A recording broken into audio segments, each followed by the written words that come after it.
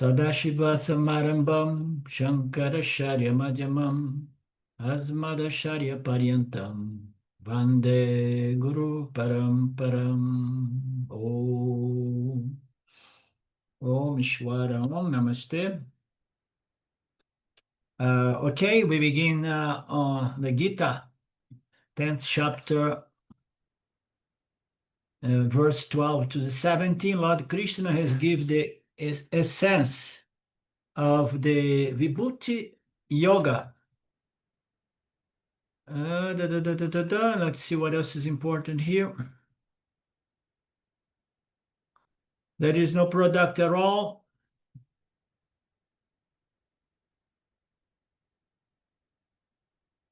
In fact, I'm here trying to remember the meaning, the literal meaning of Vibhuti. Help me out, please. I forgot. Vibhuti Yoga. It means a glory. So it's all the glories of Ishvara. Yeah, exactly. Yeah. Thank you for reminding me. I was like, how can I forget it? How did I forget it? So we were looking at the glory of the Lord. Yeah. It manifests as the universe because it's the material cause and the intelligent cause. So meaning to say the material universe we experience is not apart from the Lord. Some people say it's like an extension of the Lord, which is a little bit okay for as long as you retract that concept later on very clearly by explaining that the Lord does not stretch and shrinks back again. So there is no separate effect from its cause. So that's the main thing. The Lord appearing as the totality of all Namarupas is Vishvarupa Ishwara or Virat Ishwara, and devotee is a Virati Bhakta or a Vishvarupa Ishwara Bhakta.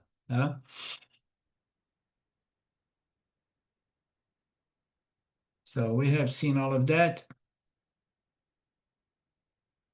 So now I remember. I'm sorry. I had a very, very busy morning here, and I did not read the text here.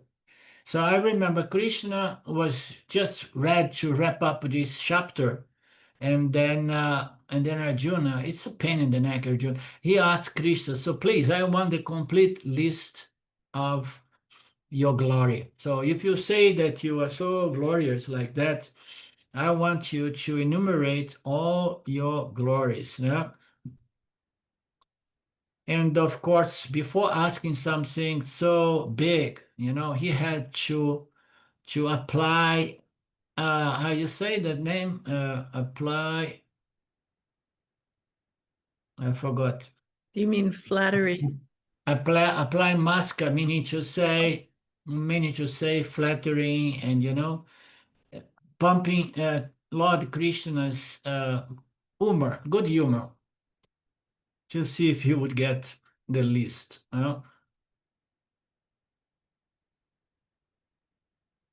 Okay. So he got Lord Krishna in good mood.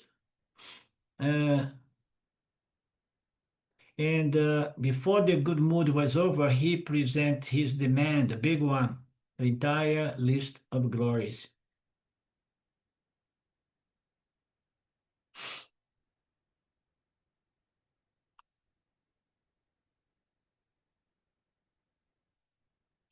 Okay, so the glory is manifest by everything. So it's very difficult to see it in a progressive, list in which there is more glorious here and less glorious there. But everything is sacred. Everything here is an expression of the glory of this Supreme Lord, Supreme Intelligence. And then we see that whatsoever glory we have as human beings, it's somehow Ishwara's glory. And if I am a lover or worshiper or devotee of the Lord, my devotion should be direct to the Lord and Lord alone, not the temple or certain image, and then we saw Swami presents the concept that there's those symbols like the temple and then a deity and then the real deal, which is Ishvara. So those symbols, they are okay, provide you understand that the real glory is coming from Ishvara. We hear that concept again and again, said from the Lord itself, now Lord Krishna. So what is meant by holiness or sacredness? And then Ananda is called holy. And what is holy? Whatever gives me Ananda, peace, satisfaction, the peace that passes all understanding. So that peace is synonymous of holiness or sacredness. Therefore, you are that Ananda. The nature of Ishvara is peace. The nature of Ishvara is Ananda. Satchitananda in its true fundamental nature as Nirguna Atma. Why it is Ananda, why it gives so much satisfaction is something important for us to understand, because otherwise it does not make much sense. Why we say that the true nature of God, the true nature of the Atma is a total peace and satisfaction. Can you guys give me a good answer for that, please?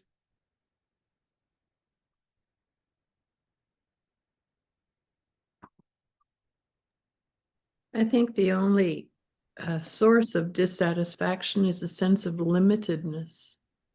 And so there's nothing outside oneself. One is totally full. So there's no limit, no boundary, nothing to chafe against. Just Yeah, excellent, perfect. 10, not a 10 mark for you today. So the association between the nature of God, the true nature of God as being Ananda, meaning to say total peace and satisfaction, relates to God's nature as Nirguna, as non-dual, one without a second, therefore with no boundaries, no limits, is the infinity inherent to our very nature as Nirguna self, which brings about in parallel the sense of Ananda Svarupa, present by Lord Krishna here in the riches, that your true nature is Sat, existence, Chit, consciousness, and Ananda. Ananda is just a byproduct of your nature as non-dual Sat Chit. There is only this reality. Everything else is a plurality of norms, names, forms, and attributes projected by the gunas of Maya. But the true nature of Brahman is free from the gunas, is attributeless, but yet is presented as Ananda. This Ananda serves to point to the human being, human jiva, that we can enjoy peace in this world in spite of the limitations inherent to the body mind sense complex. So it's important for us we understand the meaning of this world, what it means. Ananda Svarupa, my very nature is Ananda Svarupa. No, it's Ananda nature. It's not like I am blissed out. It's just a peace, knowing that you are free from anything that happens in this world to this body mind sense complex, because you are the consciousness, quote unquote, behind everything. So we have seen all of that. Does the great people declare? Yeah, it says like everybody in the past was declaring that you were the only source of glory, holiness, and so on, and blessings. You were behind everything, behind, so quote unquote, behind the sense organs, the mind. appears as if you are indwelling every physical body. It appears as if you are indwelling and the resident, like the concept of Purusha, yeah? This Purusha, Sakshi Chaitanya, the witnessing consciousness that appears as uh, residing in the physical body, producing the experiential witnessing human consciousness. So as we know, the world is resting in consciousness existence, but it appears as if consciousness is residing in the physical body. He also says, Namaste. Is it the part we stopped? Yeah. He also says, Namaste.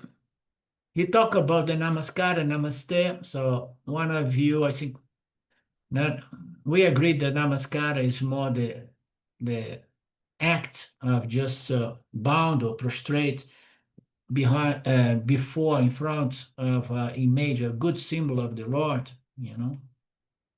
He says, here we do that. Here we don't say hi, hi, hi. And when we do this, we know that we are doing to the body, mind, sense complex of somebody I met, somebody I know.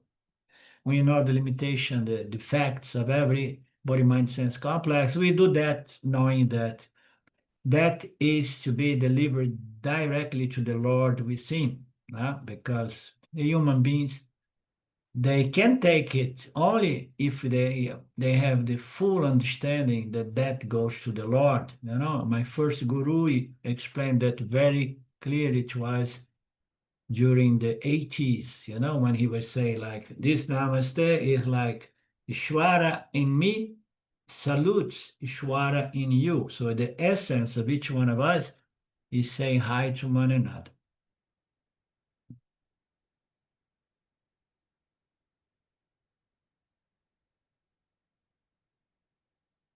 The body itself is inert, we understand that. It appears to dance with sentience and with activities, due to the blessings of this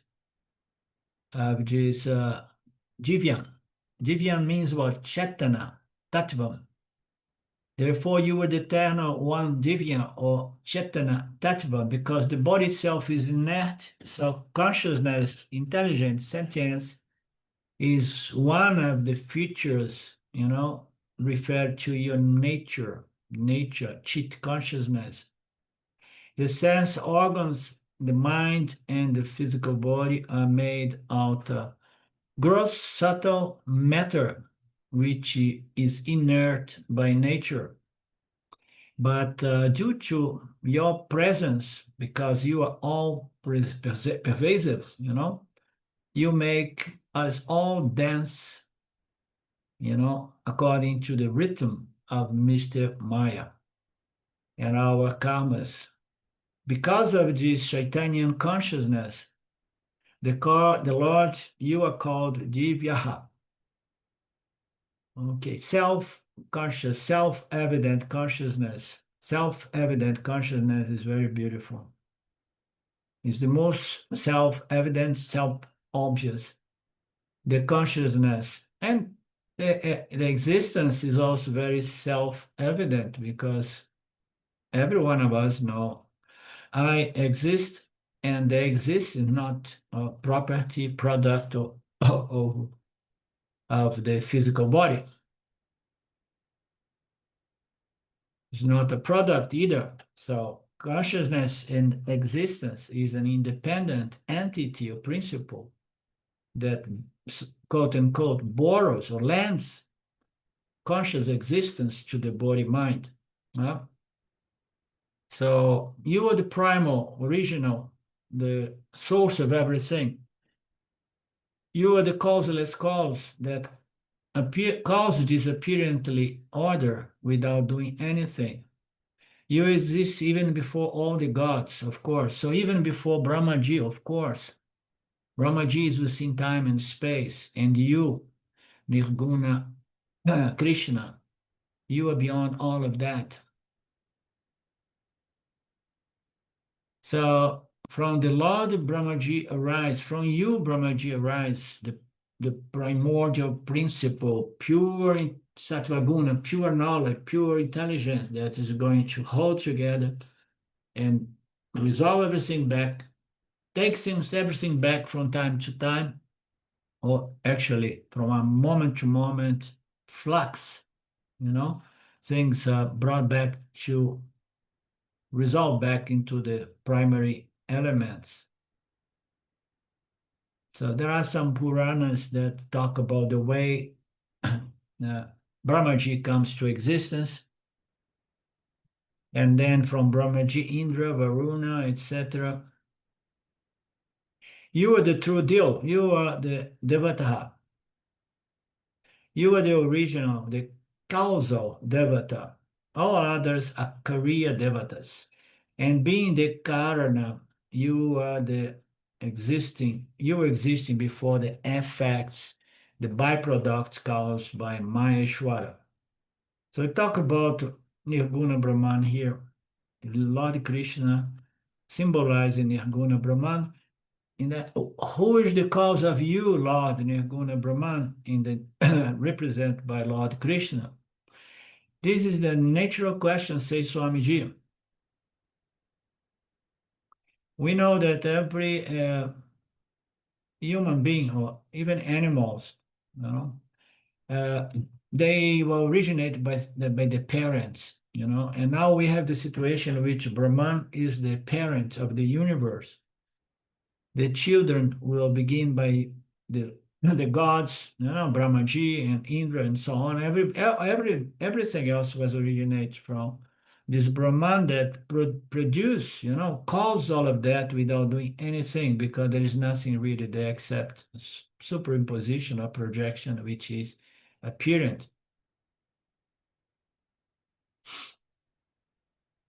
But as we know, the Lord is a causeless cause, meaning to say it's beyond causality. There was nothing that produced this Nirguna Brahman Lord.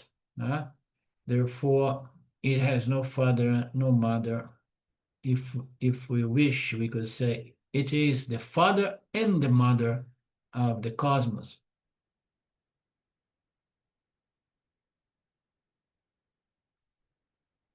We can say it's motherless. No, it's motherless mother of the universe. He is the fatherless father of the universe.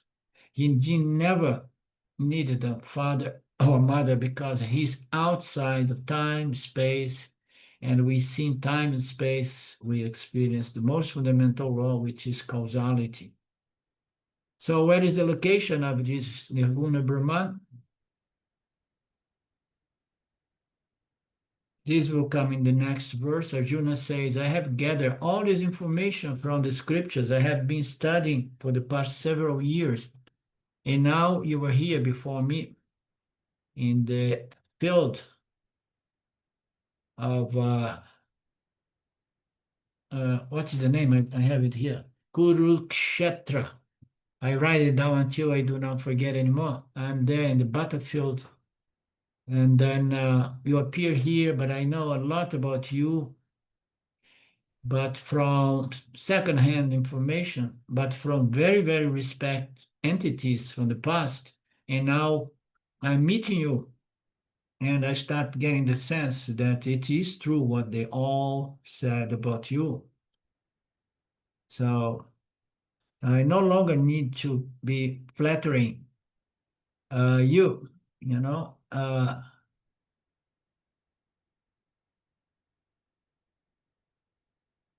Everything was declared by the rishis themselves, and I studied the Upanishads, therefore I know all these revelations came from the rishis. They got in contact with you in the past.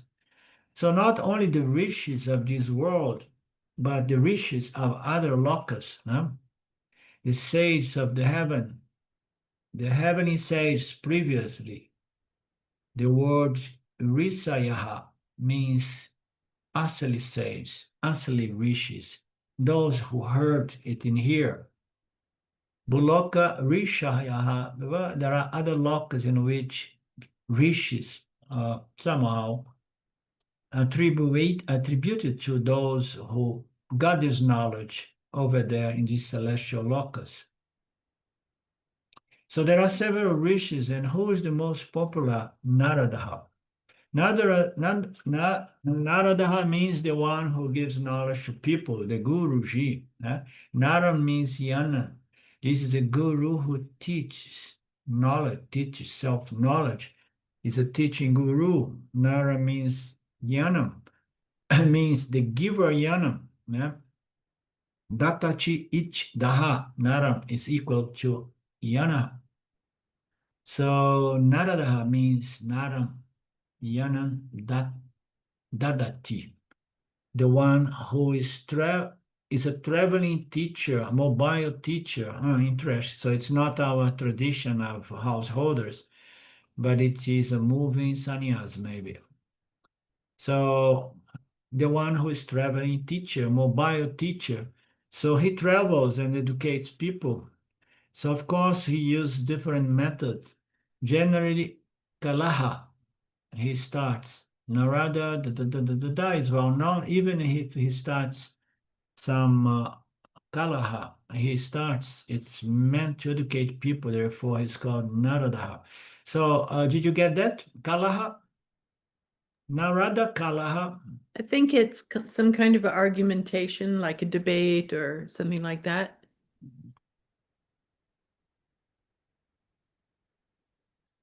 Sim.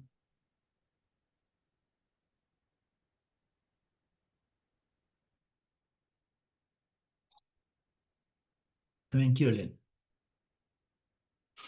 Not only Narada, other sages also, other rishis as well. All these three are names of sage. Okay. So the next one is Vyasa. Vyasa is most famous to us, no? And who is writing these? Remember, Vyasa is supposedly the one who wrote the Bhagavad Gita, no? The compiler of the Gita.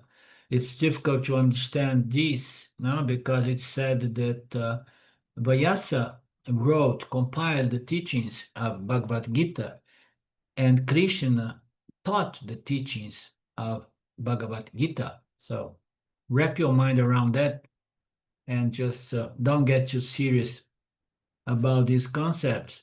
No? So Vyasa alone is compiler, no doubt. How can Vyasa write on his name on this great, wonderful Gita? Vyasa is only quoting what Arjuna has said, and here there is a piece of explanation, as if Vyasa, is just watching the whole thing and telling and describing the story and the teachings of Arjuna to all of us. Very simple. Intellectually clear and convincing. Vyasa is just describing the scene, not Vyasa's insertion. Therefore, all these sages say so. And even those rishis, I may doubt or I may not doubt, but the ultimate authority is what? Svayam Kaiva Bravisi Me. You yourselves declare so, and I have got full Shraddha in you.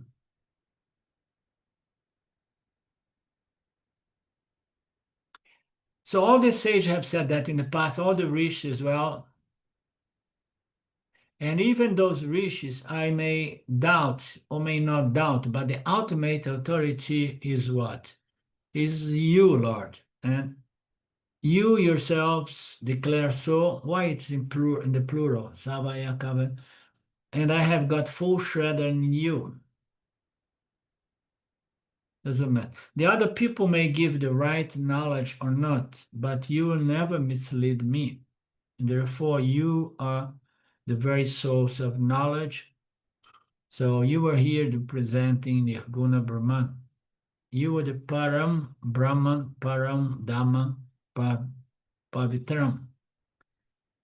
All these are what? Glorifying Krishna, not that Krishna is going to fall for that kind of seduction, but for Arjuna's tripti. He is doing that in any case. He's going to ask a lot, a long list.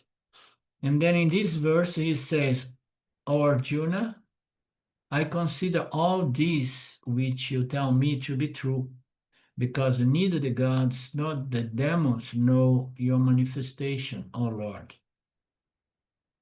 So I wouldn't know how to comment on this verse. Let's see what Krishna says. I consider all of these which you tell me to be true, because neither the gods nor the demons know yourself, your true manifestation, your true nature. They do not know your true nature. But since you are telling me my Shraddha is absolute, and I cannot rely on the gods, on the sages, and the demons, because as we know, they are not really trustworthy.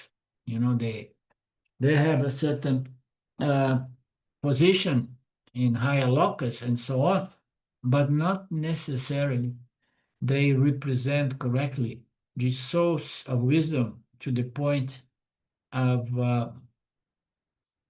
presenting, exposing, unfolding it to my own benefit. Therefore, now I consider you, all that you tell, to be the ultimate truth. Whatever glory has been enumerated, I accept all of them as truth.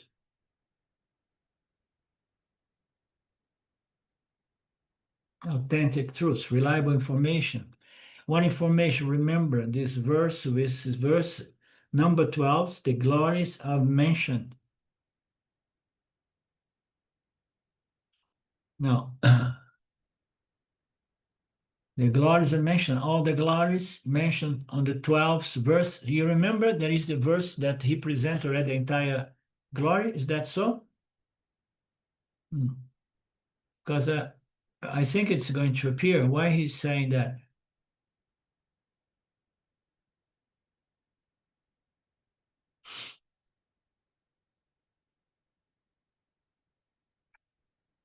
Arjuna has just asked him to make a list of the glories, or maybe we have seen already the glories because this is the recap. But Swami jumped now to the verse 14.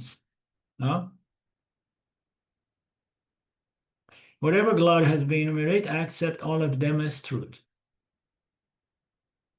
Remember the verse, which verse? The number 12, where the glories were mentioned, all the glories mentioned in the 12th verse. I accept them as the truth. Did anyone found the verse 12, please? I have a little bit of verse 12. Arjuna said, you're the supreme divine personality, supreme abode, supreme purifier, eternal God, primal being, the unborn and the greatest. And then he goes through the sages like Narada, Asita, Deva, Vyasa, proclaim this. You're proclaiming it now to me, yourself. Okay. So it's not a very long list of glories, but it was a general summary of, of Lord's glory. So because you were saying so, and I know you will never lie or bluff, you are never unreliable. So this is something we need to come to value in the scriptures. So the certainty that the scriptures are the most fundamental true source of knowledge and wisdom, spiritual wisdom. And it's absolutely reliable. And it's so honest that says, but you need to get some qualifications developed in order to fully enjoy the fruits of this knowledge. Yeah? And Arjuna say, yes, I have this trust. I know that you are never unreliable. Therefore, I accept every one of these enumerated glories. I cannot cross-check your teaching with any other people. This is very nice, because more often than not, people get in contact with the teachings of the Upanishad, Vedanta, and then they start cross-checking with other people, other gurus, not teaching gurus or teachings from different sampradayas or philosophies. They want to just map it up and see if it's really in harmony with other concepts and notions and teachings. Yeah? He says, no, I cannot even cross-check your teaching with the other local sages here, because this local sage will never know for sure your glories completely. That is the benefit of getting this knowledge directly from Lord Krishna. Yeah? And then from our standpoint, we know that the our scriptures is the ultimate authority in terms of the spiritual knowledge. And then we get the same benefit. We don't need to hear it from anybody. And if we hear any guru saying that, okay, no, I teach Vedanta, but I have improved upon it. I have made it more contemporaneous and so on. And they'll say, no, no, no, I'm sorry. I'm going to stay with the original source, because there I know that there is no possibility of misinterpretation and any egoic tendency to take advantage through this delivery, manipulate and distortions and so on. Then the local sage will never know for sure your glories completely, because they all have got their own limitations. Vedas, Vedanta, Upanishads is a source of a knowledge free from limitation. Therefore, it's very important, if we have a tendency, inclination, or an opportunity to share this knowledge, we need to share it without modifying its limitless source of wisdom. If we modify, we're going to be imposed some of our personal views, interpretations. We're going to be making the unlimited source of wisdom limit by the superimposition of my human mind. Therefore, Arjuna says, nobody else knows this wisdom such as you alone are the knower. Even God, Brahmaji, do not know your full glory. God means like Indra, Varuna, and even Brahmaji. And this we have seen in Kenopanishad. In Kenopanishad, when Devas was celebrate the victory, you remember the story? And the Asuras, they have a good time. They were drinking good beer on those days. And they were there in the celestial locus, and they were brag and brag and brag. I killed that many asuras, and it's why for me this. So and then the beer was rolling on the tables, and they were getting more and more arrogant and proud, and self-importance kicked in and so on. And Ishwara is from a far distance, watching everything and say, oh my God, you cannot trust even these sages anymore, especially when they drink beer. So, and then Ishwara said, we need to teach something to these guys. I'm going to bring myself through a mysterious entity called Yaksha. It was a very luminous entity. You remember the story. So Vyasu was humiliated, Yaksha was humiliated, and and then soon enough they said, Indra, you're gonna have to go there and take care, because he challenged us, this entity challenged us, and we became absolutely important all my powers were paralyzed. I could not move this, I could not burn that. And so this entity is something beyond our comprehension. Yeah? And Indra went there, and then immediately, yeah, he was somehow humbled and surrendered, because he being Indra, he was wiser than the other gods under his jurisdiction, so to speak. He said, okay, I understood here. I'm not going to try to challenge you. You most probably is a teaching guru, and we need a teaching guru here in this loka, you know. So our intellect is not capable to understand you, much less the true nature of Nirguna Brahman. We will never understand the source of this Big Bang Mithya universe, and so on. Therefore, Indra had enough Viveka Shakti to surrender and be humbled right from the beginning. He understood my intellect is limited, my sense organs, they do not serve to understand something which is not accessible through the five senses, much less through the inferential power of the intellect. So he, being smart, he surrendered right away. That's the beauty of Indra in this story. Then this entity, immediate Yakasha, said, okay, I came here just to show you my source of glory. I'm gonna bring you the teaching guru that you guys deserve and wish, you know. And then it was brought Uma Devi representing the scriptures. You know. Sarasvati saw the same ideas conveyed here. This is a teaching entity. You know.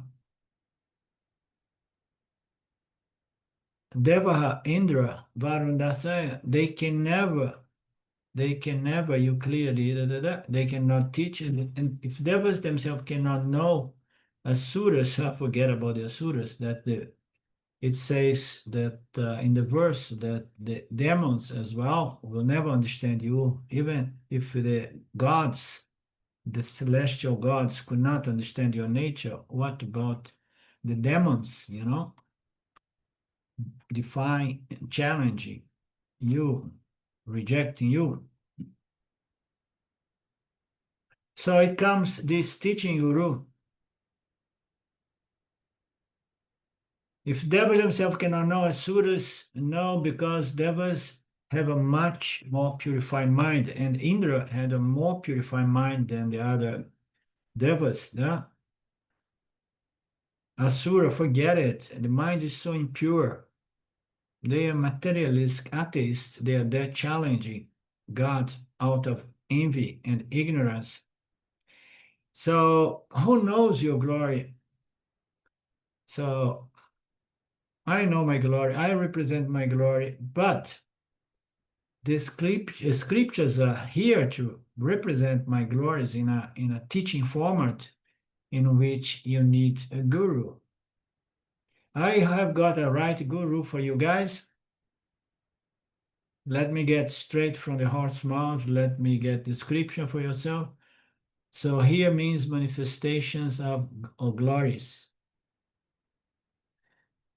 Okay, so we remember the story. It was very beautiful. Everybody was benefit. The self-knowledge was passed on, and arrogance became wisdom. Verse 15, O Krishna, the creator of all beings, the sustainer of all beings, the God of all gods, the protector of the entire universe, you alone know yourself by yourself. This sentence is beautiful. It's so wonderful. You alone know yourself by yourself. How so? I mean, everything else is an effect of you. You are the very source, the cheat source, yeah? Your expression of total knowledge. You are the principle that knows the true self as yourself, and you know everything in this apparent order. So you alone know yourself by yourself. You don't need to be taught that by anybody else. You don't need any other entity. You don't need a teaching guru. You know yourself by yourself, and you know better than anybody may conceive. So whatsoever we know as simple human beings, no, living in this great planet, whatever we know is very, very small in respect to what is this knowledge known by itself by this very source, Nirguna Brahman. So we know almost nothing, but we may have enough sattva guna to allow us that we can understand that it's our very nature and it is Satchit Ananda, conscious existence of non-dual nature. Here, interesting, we find that Arjuna is increasing the number of different namas or names he used to the Lord. Because the sustainer, the protector, and the creator, let's see. In the previous verse, he said Keshava, and Bhagwan. And in this lock, because we don't see here appears in Sanskrit here, he brought some different names. Bhutta Bhavara, Bhuttasa, Jagata Pate. So there are some expressions there, some words in Sanskrit, which are the new Sanskrit names he presents here. Now,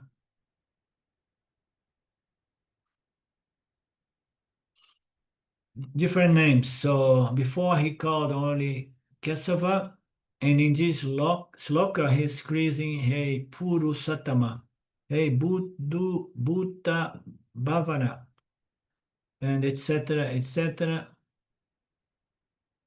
These are different epithets. What is epithets, Lynn?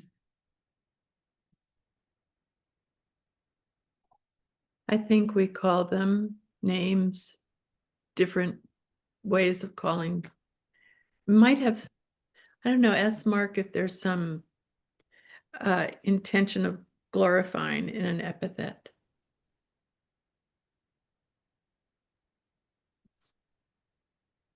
It's a homage that they're doing to the Lord. What are those glories? Purusottama is a technical word which will be explained on the next, on this fifth chapter, when Krishna divides the entire universe into three: Kshara Purusha, Akasha Purusha, and Uttama Purusha. Okay, let's see what Lord Krishna says. Kshara Purusha means manifest matter or matter. Akashara Purusha is unmanifest matter or unmanifest energy, and Uttama Purusha is the consciousness principle. Okay.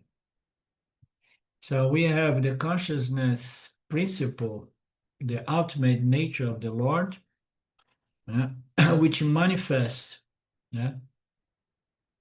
as Akashara. It is unmanifest as matter. And then we have manifest matter as Kshara Purusha. Matter, energy, and the consciousness going from the denser to the more subtle, being consciousness, the more subtle. Thus, the whole universe consists of these three: matter, intangible form, matter in intangible potential form, and consciousness which is different from both the tangible and untangible physical material universe. Tangible matter is called Kshara Purusha. Intangible matter, its energy is intangible matter only. is Akshara Purusha, and consciousness is receives another name, Uttama Purusha. Uttama Purusha, he reversed, is what?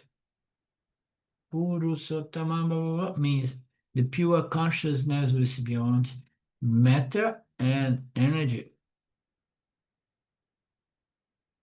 Consciousness is beyond matter and energy. So how people can understand that? Yeah, the ultimate God, the ultimate origin principle producing this universe is not a very subtle source of energy. It's not space. Yeah, it's not any of those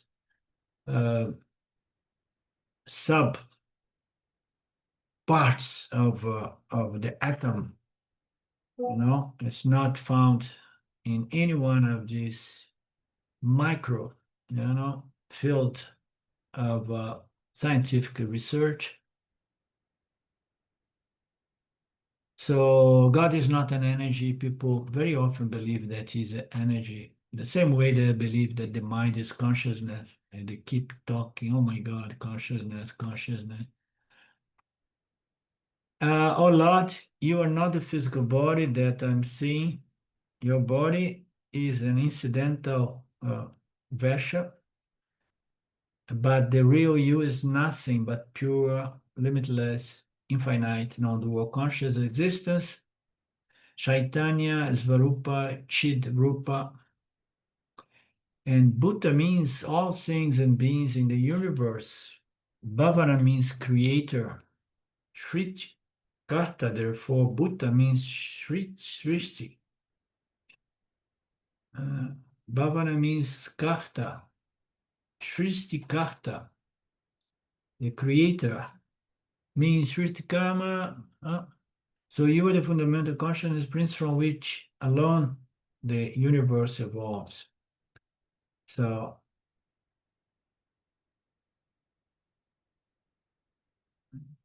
it's the doer, the creator of this manifestation, this universe, the Srishti. So you are the fundamental consciousness prince from which alone the universe evolves and creation comes, and ultimately the material creation devolves and dissolves and resolves back into you. Therefore, Buddha Davara.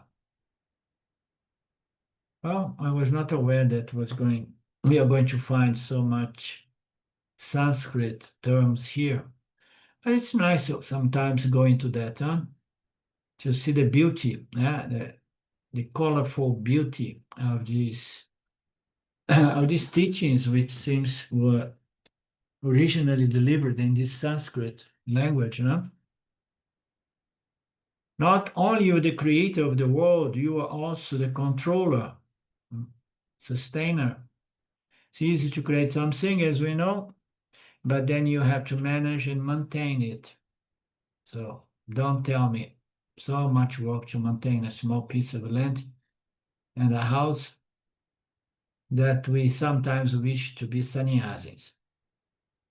We do not know how to handle things, how to maintain things. After all, we feel that we should not have had them. Yes, let's renounce everything. Well, similarly, so many things when they are doing some genetic research, there are some people objecting this research because some new bacteria or germ may be created and which may prove to be a deadly disease of a germ, and we may not know how to handle, and therefore there are some people who say that AIDS is born out of some misfired research. So it's a very old conversation. It's taking us back to AIDS 25 years ago. Of course, this is the belief, not necessarily the truth. We don't know the truth.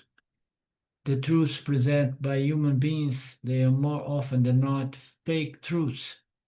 We may produce something that we may not know how to handle, yes. Therefore, who is omnipotent? One who knows how to create and manage everything to perfection, maintaining the harmony and the order of this Mithya reality. And then he presents another one that only you knows how to handle and maintain things you create, but also you maintain and manage. So therefore, oh Lord, not only you are the originator, the maker, the carter of this creation, you are also the maintainer, the manager, and he's also the destroyer, the Lord of all goods, the controller, meaning Indra, he controls all the gods and the rishis. They control our life, but they themselves are controlled by you. Very interesting. Shwara controls our life through its intelligent principle, order, designed. We live within certain laws and principles, and we have no control. We cannot bribe Ishwara in any sense. But then Ishwara is maintained and controlled by you yourself, Nirguna Brahman. Yeah? If you remember Kathopanishad, even devatas are functioning because of your power, of your control. Therefore, you are Deva, Deva, Devanam, Deva. So the ultimate God behind all the gods. You are the true God. In the language of the old language, I don't know the language of Shine World because I have been off the loop for 7 years or more. Ishwara 1 is controlling Ishwara 2. Ishwara 2 is controlling our lives. So Jagata Pat means the protector of the world from those people who try to destroy the world. So this concept of maintainer, sustainer, is often presented as the protector of this order. This is a very interesting. It always somehow, makes me think why they call protector. So the scriptures say that when the structure of this order is compromised, so this Supreme Intelligence sends us some avatars to try to take care of the problem in its roots, meaning what? Giving knowledge, spiritual wisdom to people so that human beings stop delivering only papa karma to one another. So they need to be educated and so on. It's a way to protect this order. Another one is to come and then to say, okay, there is no other way. There will be war, and the war is going to be to destroy not one nation against us, but destroy all these, Adamic people. These people are trying to destroy the world, they say. People who try to destroy my order. So whenever there is a threat to this order, you yourself find out methods of protecting this order. Therefore, you are the ultimate protector. Why I want to everything, and why I want to everything from you, I don't know. There is a misspelling there. Did you understand the sentence? Maybe I don't understand, but you do. Wait, perhaps it means why I want to learn everything from you. Yeah, it's Perhaps. exactly. I don't want to learn from, second or third parts. I want to get everything from you. The reason is given in the first line. You alone know yourself completely. And I'm asking, I want to know your glory, the glory, your very nature, glorious nature. I need to hear it direct from you. Usually, from our standpoint, if we want to know how beautiful and wonderful or otherwise a person is, we never ask to the person. We go around, we talk to people who know the person to get a feel. And it's so incredible. Since I came here, I started getting information because contact people who offer some service, And then sometimes I would say, no, that person is horrible. I had this terrible experience, this and that. But then I got to try that person and I found the person great, offering value and being honest. You never know. Therefore, it's better to know directly from the Lord because you yourself, only you know without distortion your true glory. How did you come to know this glory of your very nature? Who was your guru? If Lord requires another guru, then the question will be what? Who is the guru of Nirguna Brahman? Therefore, Arjuna says here, Atmana Veta.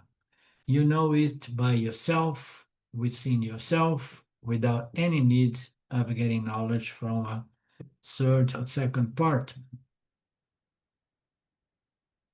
You do not know it because of Guru, but just because your nature is wisdom, knowledge.